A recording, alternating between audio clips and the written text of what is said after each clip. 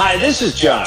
And this is Chris. We're just two guys in their 40s trying to live life to the fullest, and what better way to help us along our path but to share our goals and ideas with a buddy.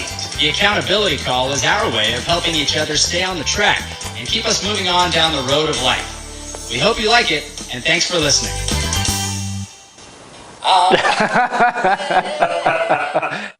I've got too much time on my hands. It's taking away my sanity. I've got too much time on my hands, and it's taking away from me. Too much time on my hands. A little Styx today. I like that. The River Styx, yes. Classic rock, brought to you by John and Chris and the accountability call. Sound like Wolfman Jack there. Remember that guy? Wolfman Jack. I remember my dad always listening to Wolfman Jack when I was a kid. He used to play the oldie station, Wolfman Jack. And he even used to do the ow! Exactly, the Wolfman. Pretty fun. I wonder if he's still with us. Hope so. Those are some of those, names from yesteryear that are starting to creep up there in age, and maybe some of the younger folks don't even know Wolfman Jack or some of those guys on the MTV, like Kurt Loder and those people, remember that? It was JJ, the video DJ, right? Yeah. Paula Quinn and Mark something. Yeah, I remember that. The original crew, right? They were celebrities. They all became celebrities. And now some of them host 80s music radio shows, because a lot of the radio stations have gone to like these syndicated national radio stations. And it's like Martha Quinn hosts 80s at 8. And it's like this 3-hour show. It's a name, Martha Quinn, and we all know her. My friends and I used to see Kurt Loder. He was pretty dialed into the scene, definitely had a face for radio, though. Definitely a face for radio. Boy, oh boy. Boy, I went there. Yeah, he was a respected journalist. And Martha Quinn actually dated, she was in the music video Fight for Your Right to Party, the Beastie Boys, before she became Martha Quinn of MTV fame. That's surprising. I did not know that. It's a little Johnny Carson-esque moment there. Right up there with Courtney Cox being in the Boss, Bruce Springsteen's video. One of them went on to a little bit more fame in Friends in Cougar Town. More fame than the Boss, yeah. Yeah, she was in that with her very short haircut, and she hosted Saturday Night Live many years later, and Adam Sandler was pretending to be Bruce Springsteen. He brought her up on the stage. That was awesome, because she's like swinging back and forth. I remember. You can't start a fire. You can't start a fire without a spark. Love it. How you been, man? I've been excellent. Happy Friday to you and yours. I'll start off by saying that the wife and I just finished a 5-day fasting mimicking diet. And I got to be honest with you, it's a good day because we get to eat like normal people again. I know that there's this book that your wife is reading, and I read a while ago. It's called The Longevity Diet, and those that are watching the video cast can see a copy of it.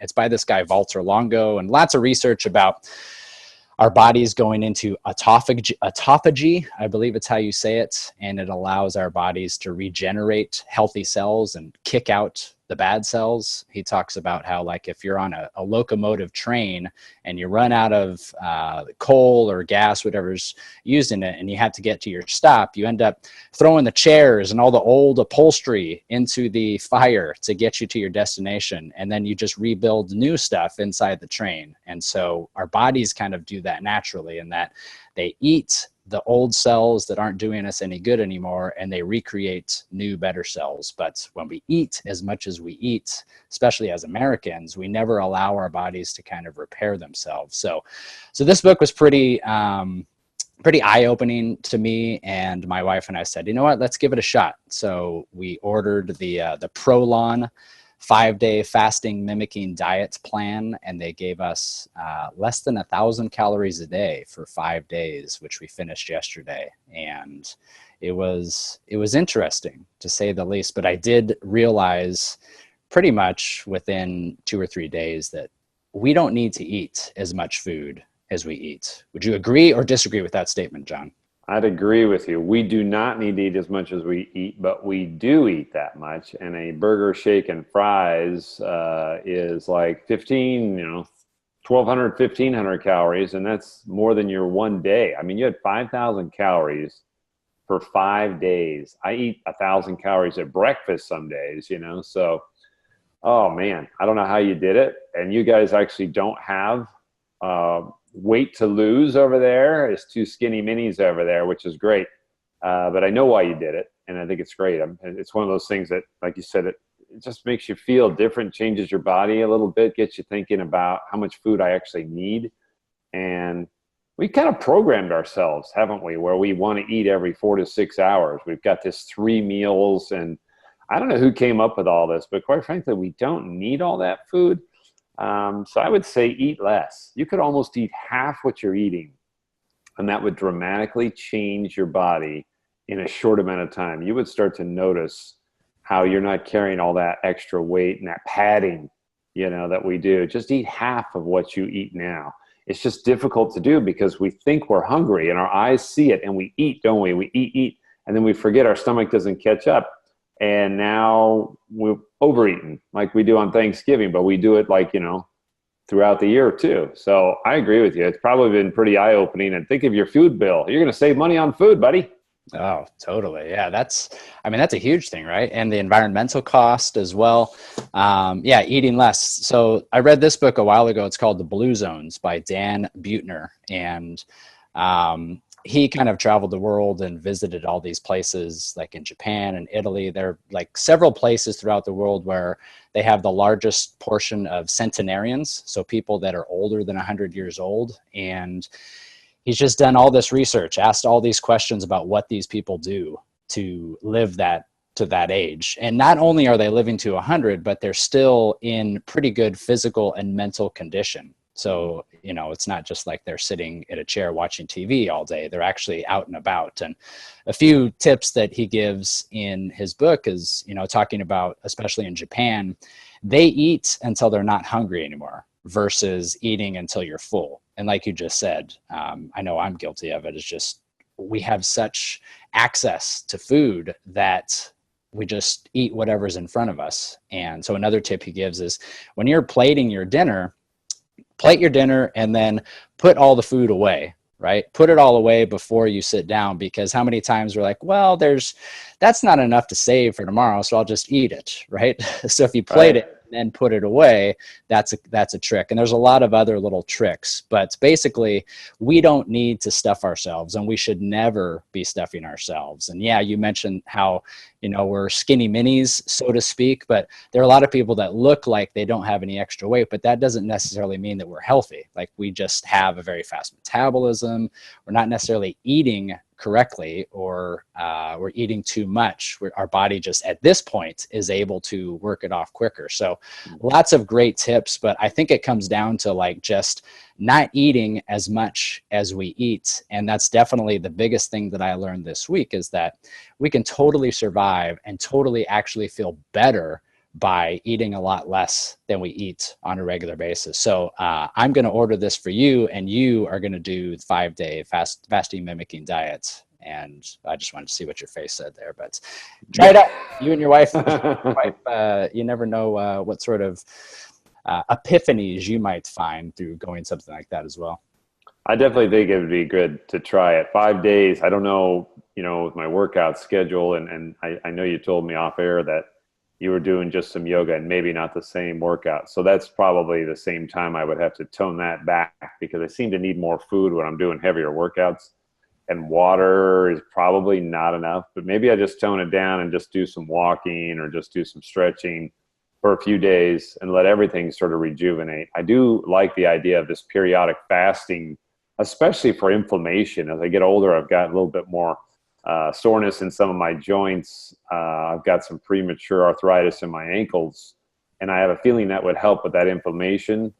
And I also think that, there's some rheumatic diseases that I know it's healthy for, and your blood pressure can go down with this periodic fasting. So I don't know if you could sustain it, and it's probably not healthy to do every day, but a 3 or 5 day fast with just some water, and then hop back into eating sensibly half the calories you were eating, or maybe 2/3. And that would be a nice way to see some changes overall.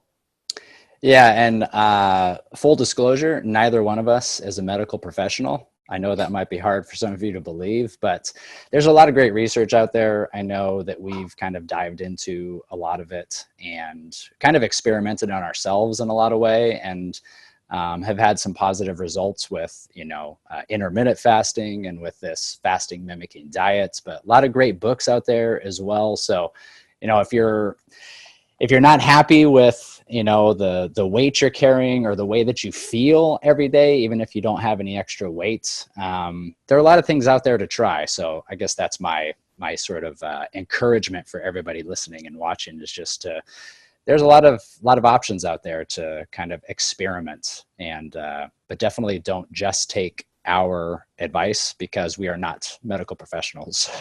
We probably need to put that in writing on the screen somewhere, but don't just drink water and flush all the salt out of your system and then die from a heart attack, people. No. People say that you need distilled water or you need electrolytes and all that stuff. Did you guys drink anything different than tap water, or what? We just drank our reverse osmosis filtered water, and but no, it's fasting mimicking diet. So this is actually the card. It's broken down into day, and so the meals that they created, it's like tomato soup for lunch with olives and crackers, and then minestrone soup and like a chocolate bar for dinner, a nut bar for breakfast. I've never done Nutrisystem or Weight Watchers or anything like that, but that's what I felt like. In fact, Melissa was like, "Man, I feel like I'm a kid and I'm watching my one of my parents do this Nutrisystem thing to try to lose weight." Oh my gosh. Yeah. Portions, small portions. Yeah, it was interesting. But it was also kind of nice for the two of us to do it together also, and share our data with each other and joke about it. Yesterday, like I said, I texted her. It was like 5 o'clock and I was really hungry and she was really hungry. And I said, "Yeah, I'm not going to lie to you. I just want to go to bed so I can wake up tomorrow and be able to eat." And so we were ready to throw in the towel. And now we have to kind of slowly ease ourselves back into regular eating today by not overeating and binging today. So it's been fun though. I want to see your desk. Is there like a burger and fries there with a huge vanilla shake when you're not being on camera here? Because I just not going to lie to you, honey. I want to go to bed because I'm exhausted and I have no energy because we haven't eaten enough food. Yeah, totally. I was happy to wake up this morning. Not only is it Friday, but I was like, all right, I get to eat like a normal human being today. So how many pounds did you lose? You know what? I hopped on the scale, which I never do, but just for curiosity's sake, I hopped on and I think I lost about 5 pounds, which for me, I don't really have. I sound like such an a-hole saying it, but I don't really have 5 pounds to lose.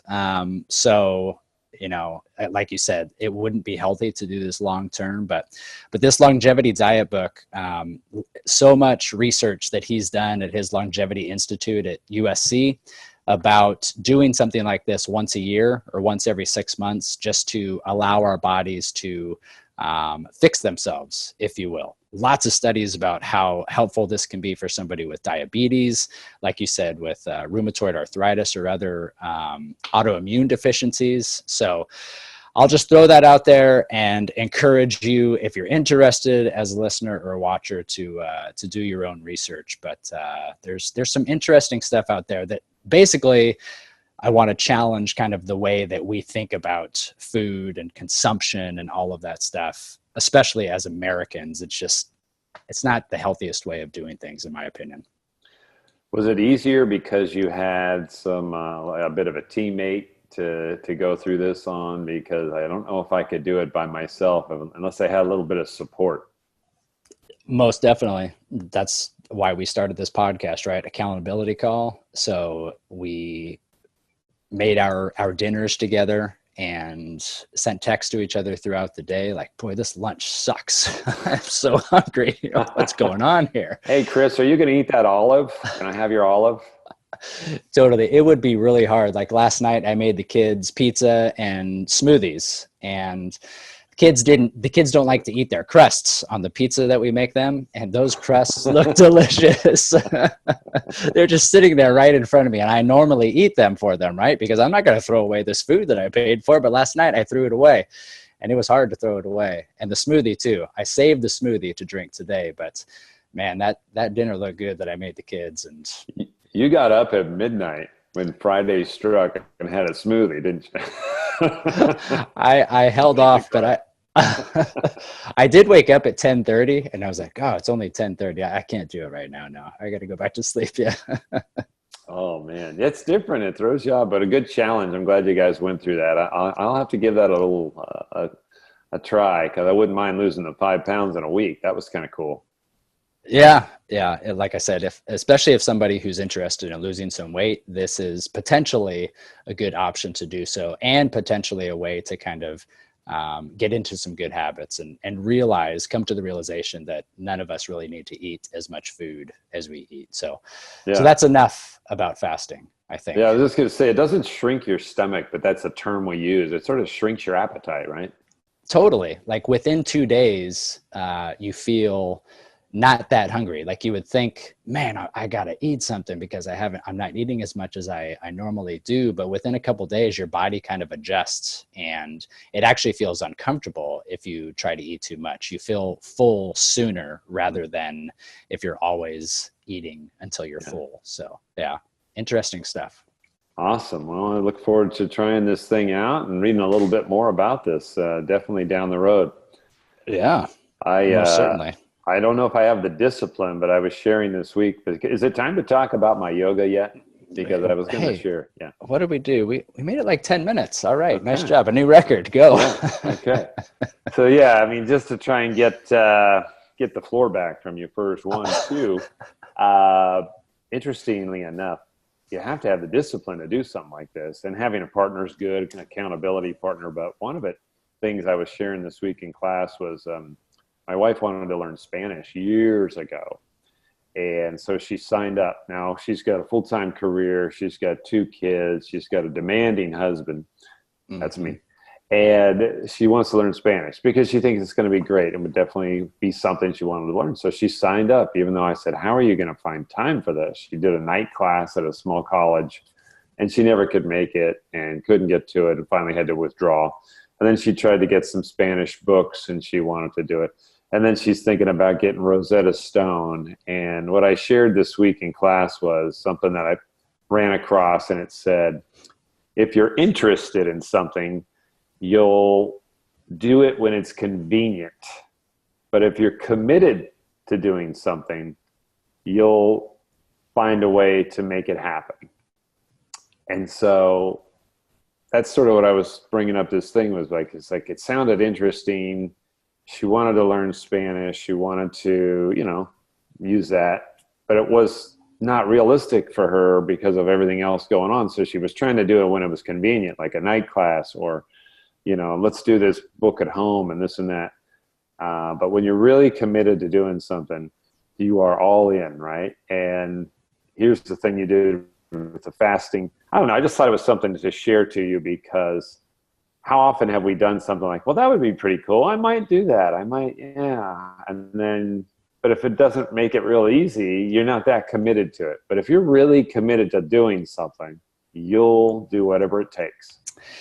You will do whatever it takes. And how many things do you and I have that we're very interested in doing, but we haven't made the commitment to doing? And I find it interesting that you said your friend in your yoga class when you told that story, and then here to our millions of listeners, you said your wife. So let's hope that she doesn't listen to this. She just handed me this book, so now she heard me talking about it. I'm not sure that's coming out right on my camera. It looks like it's reversed. Is it looking reversed on yours? It doesn't. I don't know why it does that. It did the same thing on mine, but I see it. Well, yeah. See, we've got that going on here. So she's been listening to us talk, and I'm sure I'm going to get an earful. Why did you mention my failures at Spanish? But I took 2 full years of Spanish and really can't speak a word of it. But I wish, it's a regret of mine, that I wish I would have actually learned it when I had the chance. I think I was just too young and immature to say, use it, take this time while you're in college and actually learn the language. And I just felt like it was forced on me, and I had other things I wanted to learn. I just didn't put my heart into it. And now I'm so regretful that I had 2 years and a chance to learn. And I think at that age, you're so tired of school that you just didn't want to deal with it. But now I'm like thirsting for more things to learn and knowledge and reading and just everything. So I'm like, you never quit learning. I think we just burned out a little bit, but now it's like the passion's back. You ever have that?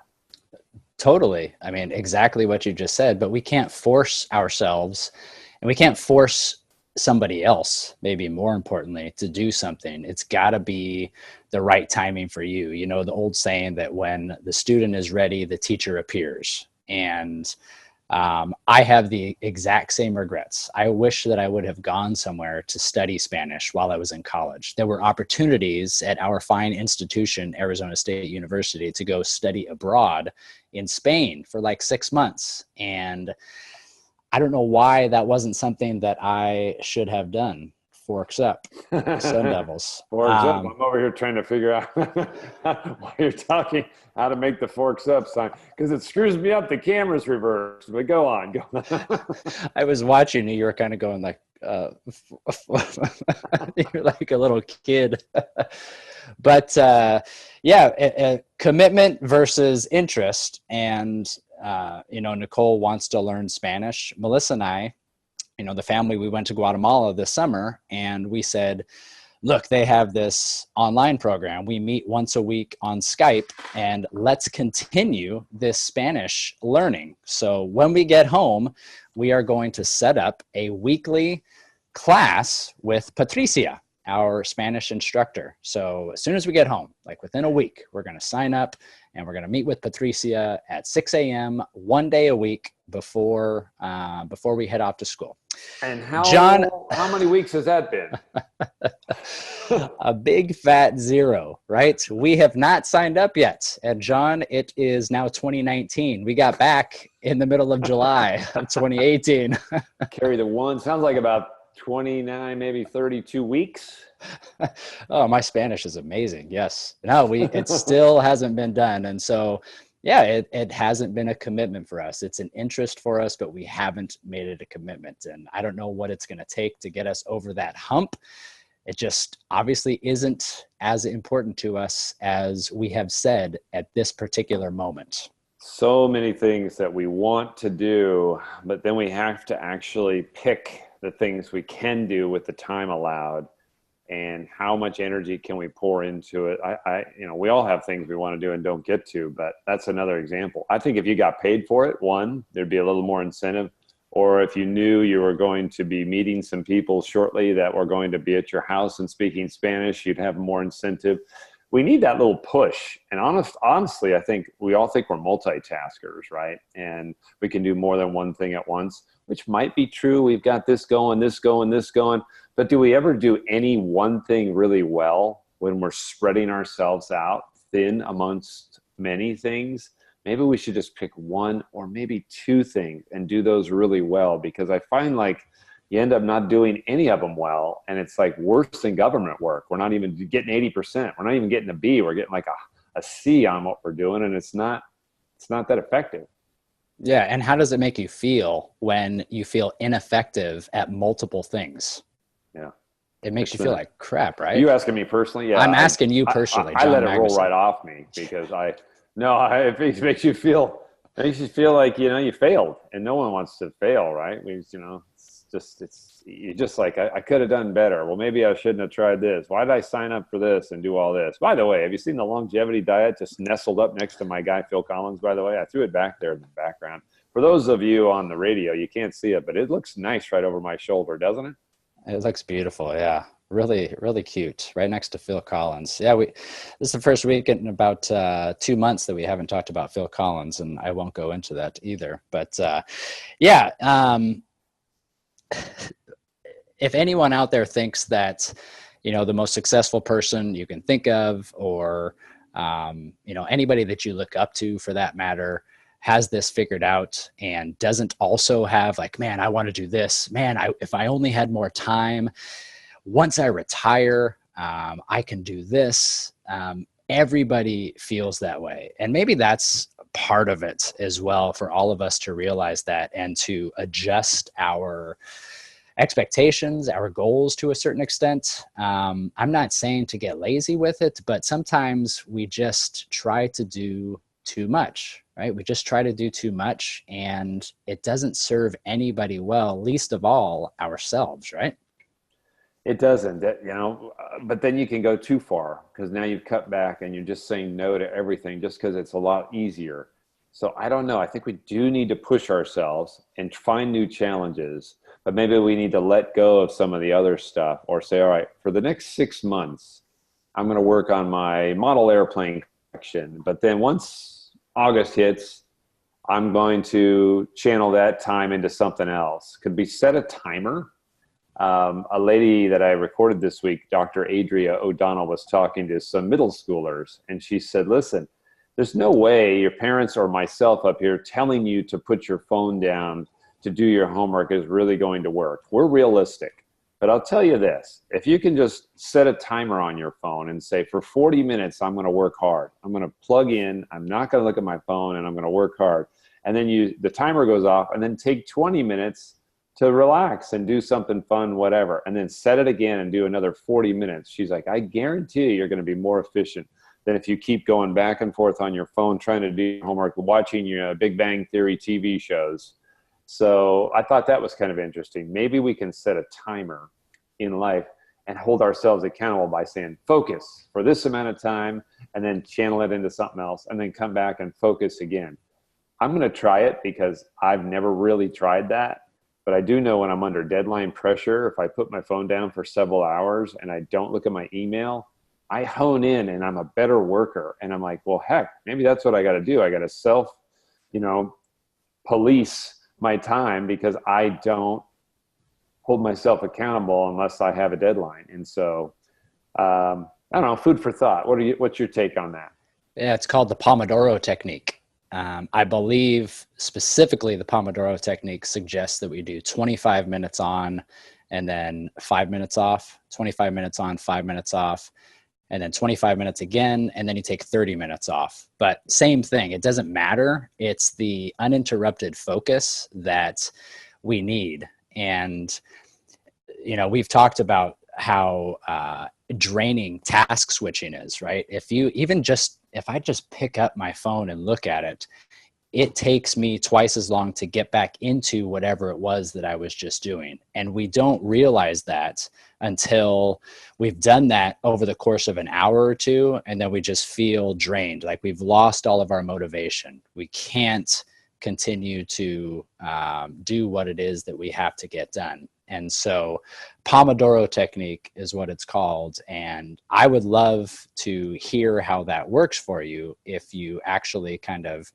set your phone timer and take mental stock of, the difference that you see. So give it a shot and then come back next week and tell us how it's going. What does that sound like to you? Absolutely. I'm just disappointed that it's called the Pomodoro effect. I thought I kind of coined this myself, and now there's already a name for it. So I'm going to have to change this to the mighty, Tall John effect or something. I don't know. I'm going to have my own. Okay. But I'll give you that test and I'll take a note of it, and then I'll circle back because I already know the results. If I do it right, I'm going to be more productive.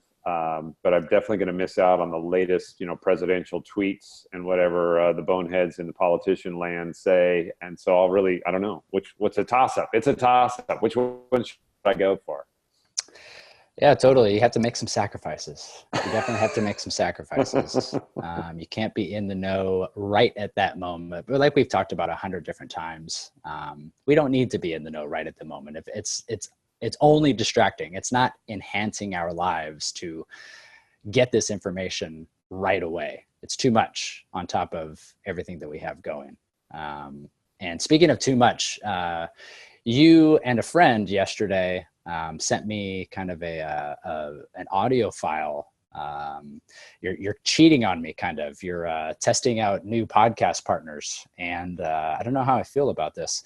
No, it was awesome. It was you and another yogi, and she had a piece of advice in this that really stuck out to me, and I wanted to share with you and our viewers, that it had a profound effect on me, because she said, we've all got a lot of stuff going on in our lives and a lot of responsibilities, and we're pulled in 27 different directions. And we have a tendency to say to ourselves, I have to do this. I have to do this. I have to get the kids to Little League. I have to get the kids to school. I have to attend this meeting.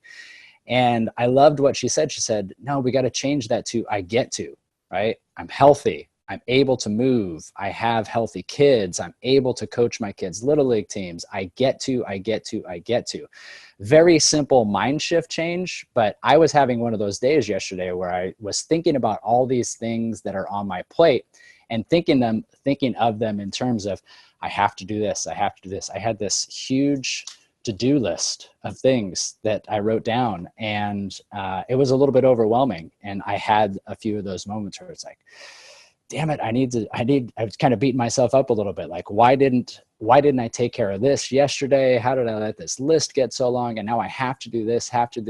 And simply hearing her say, I get to, instead of I have to, totally changed everything. It's like, yes, I'm seeing the positive in this. I get to create this positive experience for my kids with volunteering at their school and coaching their Little League teams. I get this positive experience of working with kids every day. So it was crazy how, like we just said, sometimes when the student is ready, the teacher appears. If we're open to stuff like that, it just kind of magically pops into our lives sometimes. So thank you to you and your friend April for kind of doing that little 5 minutes podcast test, because it had a positive effect on me. So I appreciate it, brother. Oh man, that's great to hear. Yeah, because I was so nervous sending that to you, because you're my podcast buddy, and yet here's this yogi who's very talented in many ways and wants to do a podcast. I said, well, all right, let's see if you can talk. And I pulled out my phone and said, let's do this. Ready? 3, 2, 1. She's like, what? We didn't plan anything, but she went with it, and it was great. And that's good advice. And you're right? You were able to pull a 180 on your attitude, turned your frown upside down, and just said, what am I thinking here? I'm in control of how I feel, and I'm going to switch this around and look at it as a positive instead of a negative, which is really tough to do in the moment. So I'm glad that sort of, gave you a little kick in the arse there and made you do that, because we could all use that once in a while. So I'm happy to hear that. And you're right. It's all about the fortunes we have in life, and let's be blessed and take each day as a gift and not so much a hassle. Like, we got to get through our day. We get to get through our day. That's great. Yeah, I guess the trick is, and if we could figure this out, we'd be millionaires. But how do we set that intention every day, right? And I think we both try to do that, but there are some days where, regardless of how much we try, it's really challenging to do that. So it's nice to get that reminder every once in a while, kind of from an outside source, because internally sometimes we block out what we're saying to ourselves. So it's nice to hear it from the outside every once in a while. And I'm curious how we might, I don't know, I guess inject more of that into our lives without, again, adding something else to our plates, which are already full. I know, we got full plates. I'll tell you, you mentioned this week was a struggle. I was doing taxes, trying to get everything prepared, and missing documents, and handling taxes for myself, the family, and some other family members. And it was like 2.5 days of number crunching and finding papers and pulling down dividends and all this stuff. And I'm like, that was tough to look at a positive. I have to tell you, that was tough. But I did tell myself when I was really getting bothered by it, it's just a day. It's just one day in my life. It's just a spit in the ocean. I just got to do this every year and nail this down. And why don't I keep better records throughout the year? I got to do better. And then of course I won't. And then next year I'll do the same thing, but it's the vicious cycle that I have to totally pay my penance for that one day a year for being lazy the rest of the year, I guess. But it's always a pleasure, my friend. Thanks for everything you do and setting us up today. And I'm glad we got to chat a little bit about your fasting. I'm going to look into that and more this week.